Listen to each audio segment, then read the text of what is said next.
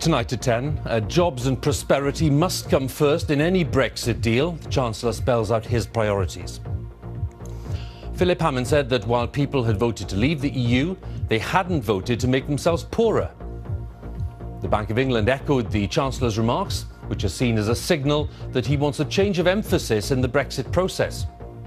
We will leave the EU, but it must be done in a way that works for Britain, in a way that prioritises British jobs and underpins Britain's prosperity.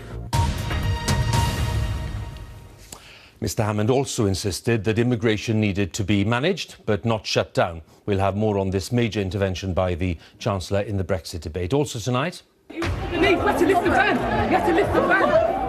the latest images of the attack outside a mosque in North London, where a local imam intervened to stop further violence.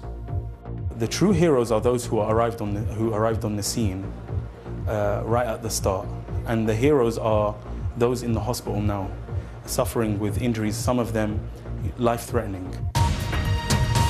9 years after the financial crisis, Barclays Bank and 4 former executives are charged with fraud. Britain is facing its longest heatwave since 1995, and if it lasts until Friday, the longest since 1976.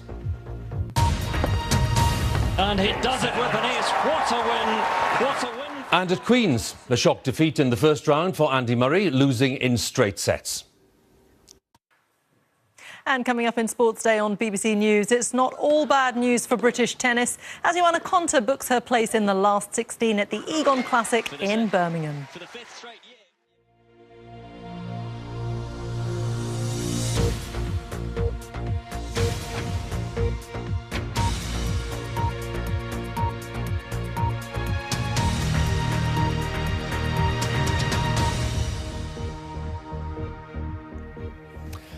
Good evening. A few technical problems tonight for which we apologise, but on the eve of the Queen's speech and in the week the formal Brexit talks got underway, the Chancellor has defined his own goals for the negotiation ahead. Philip Hammond said that jobs and economic prosperity had to be priorities in the Brexit talks, and he stressed that immigration needed to be managed, not shut down. Mr Hammond said that while people had voted to leave the EU, they had not, in his view, voted to make themselves poorer.